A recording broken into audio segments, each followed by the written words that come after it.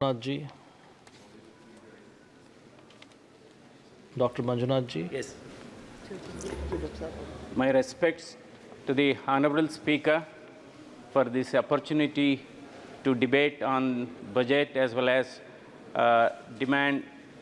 budget demand on health sector. And I'm very thankful to the people of my constituency for putting me here in this heart of democracy.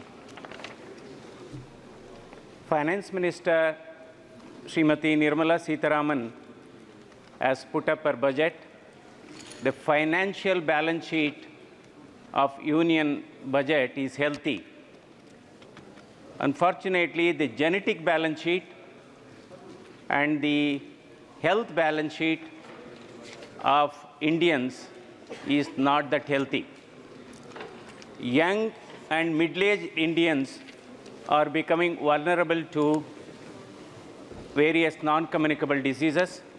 Today, 60% of deaths in India is due to non-communicable diseases, and number one killer is heart attack and its cardiovascular related disease. And most important, this particular heart attack is occurring among younger people. In fact, earlier, children used to bring parents for the treatment of heart attack and its various cardiovascular disease. Today, parents are bringing their children in the age group of 25 to 45 for the treatment of heart attack as well as brain stroke. So this is where, to address this very important issue, our Honorable Prime Minister Narendra Modi ji has brought in one of the biggest public health scheme in the name of Ayushman Bharat. So today, otherwise for all these problems, our poor people were selling jewelry and they were selling lands. In fact, the treatment is so expensive in private corporate hospital, and what they spend in corporate hospital is their lifetime earning. To address this issue, the Ayushman Bharat is in place ever since 2018, September 23rd, and till now we have treated under the scheme more than 6 lakh crore beneficiaries have been treated, and 65% of the population, at least 65 crores have been benefited. They are the Ayushman Bharat beneficiary. Why I am stressing this heart attack issue? Because heart attack today is no more a disease of elite class, is no more a disease of rich people. It is equally increasing among poor people, farmers, villagers, laborers, and even underprivileged. And the treatment of heart attack is time-driven. For every 30 minutes of delay in initiating treatment for heart attack, risk of death increases by 7%. So this is where time has come. We have to adopt what is called hub and spoke model for treating heart attack. The spoke hospitals has to be taluk hospitals, and hub hospital has to be the tertiary care hospital in nearby bigger cities. So initial treatment has to be given in taluk hospital under spoke and hub model. We have what is called one minute injection of clot dissolving drug. If that medicine, a simple injection in an ordinary MBBS doctor can do with little bit of awareness, if it is given within the first 3 to 6 hours of heart attack, risk of death comes down by 20% to 5%. And otherwise, what is happening today in semi-urban and rural areas, heart attack patients and stroke, they are traveling hundreds of kilometers to bigger cities, thereby precious time is lost. So as a result, today Ayushman Bharat covers all these expenses. So I was part of this hub and spoke model of heart attack treatment in our state of Karnataka. We have implemented in 45 taluks. Now it is being expanded to 90 taluks. It is in place in some other states also, like Tamil Nadu, Goa, Maharashtra, Orissa. So India should adopt this spoke and hub model of treating heart attack patients across the country so that the patient with heart attack should get heart attack treatment at the doorstep in Taluk Hospital within that golden hour. If that treatment is given after 12 hours, now the model how it works, initial treatment is given at this peripheral rural hospital, and the injection is given, which cost about 18,000 rupees. It is covered under the scheme, and with usage, as usage goes up, it could be available even for a lesser cost. Then after 3 to 6 hours of giving this injection, they are shifted to nearby bigger places where angioplasty and stent procedures are available.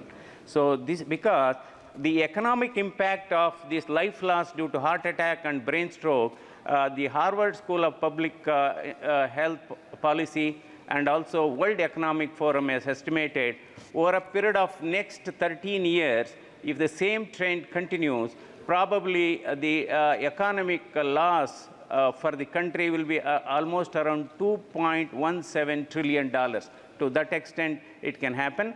And hub-and-spoke model is another thing. The stent that was used for fixing the blockage of the arteries of the heart, which was costing 70 to 80,000 rupees earlier, due to the intervention by Honorable Prime Minister and the Health Minister, now the cost of the stent has been reduced from 80,000 to 25,000, which is a great boon to the poor patients of India across all states. Another important thing is we are talking about this Janaushadhi Kendra, which as my honorable other members have already talked, because there are 10 crore diabetics in India. Another 10 crores are on the verge of becoming diabetic, and it's a lifelong medication.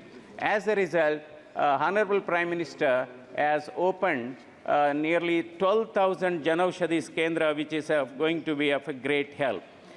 So there was a criticism about Ayushman Bharat. The package rates are not that very remunerative. As a result, private hospitals are not getting empaneled. But the latest package revision that occurred in 2022 has given a very decent package rate. Now probably, and another important thing, the health subject, medical education subject is also a state subject.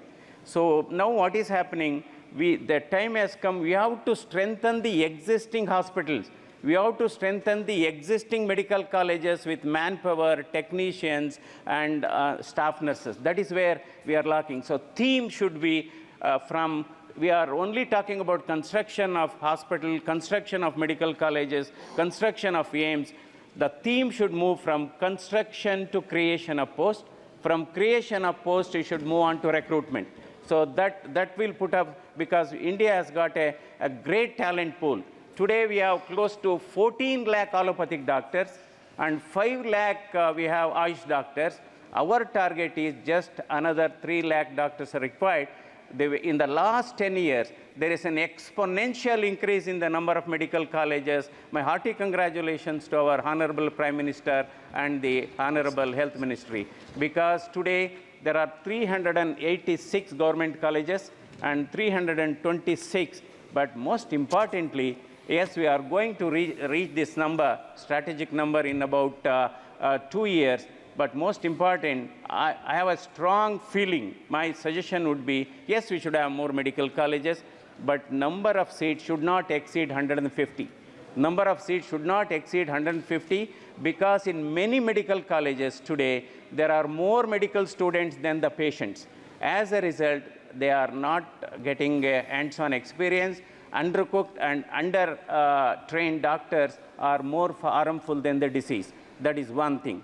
Another important thing, the medical college recruitment is purely a state subject. So that is where the state has to put a lot of their interest in, because Government of India is giving grants toward the construction, and recruitment is purely a state responsibility in medical colleges apart from our central institutions. That is very, very important.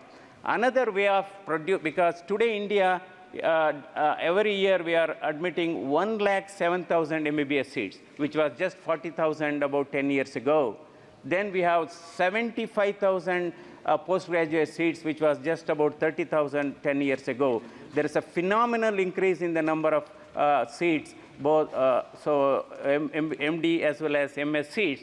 But now, many district hospitals, we have a bed strength of 200. So I think we have to be innovative in this way. Rather than starting a conventional, traditional medical college, in these 200-bedded district hospital, we can start a postgraduate medical college.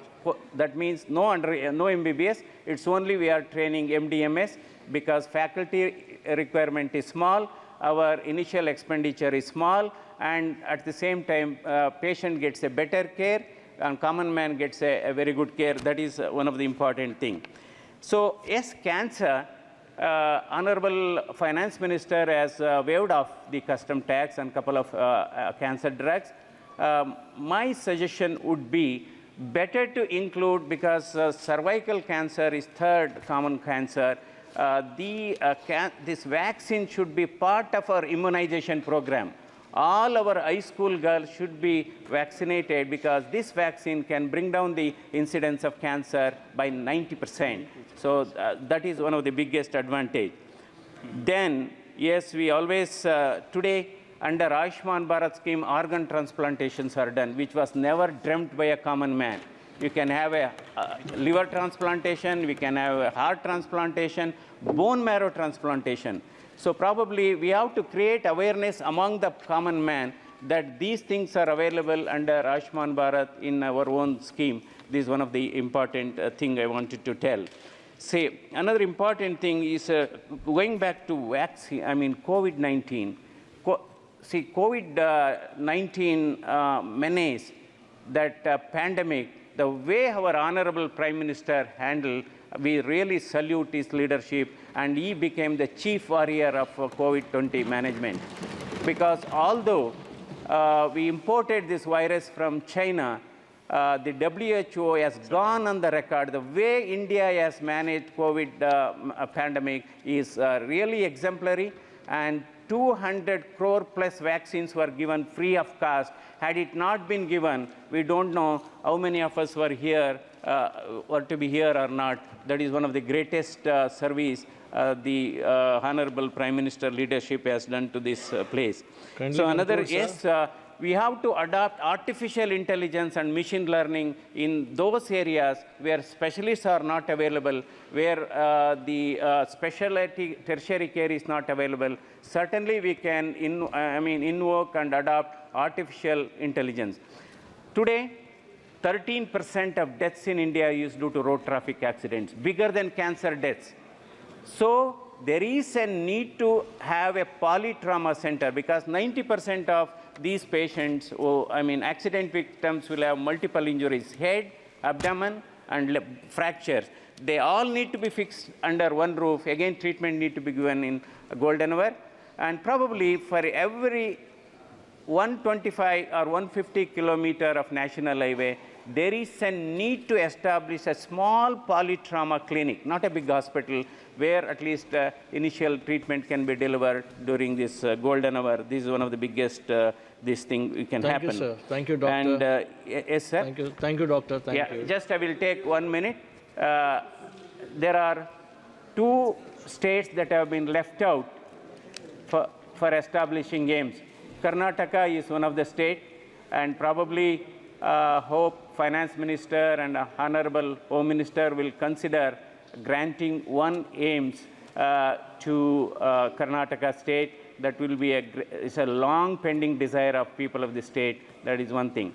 Under National Health Mission, yes, we are appointing with the funding from National Health Mission, we are appointing staff nurses and doctors on contractual basis.